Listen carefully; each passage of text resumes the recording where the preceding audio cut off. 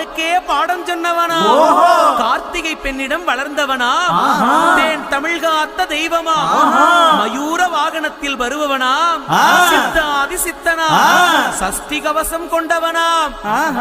அப்படிப்பட்ட முருகனவே ரொம்ப ரொம்ப சின்னவனா. முருகன் சின்ன சின்ன முருகைய சிங்கார முருகைய கொஞ்சி கொஞ்சி தமிழ் பேசும் செந்தில் வடிவேலனவ.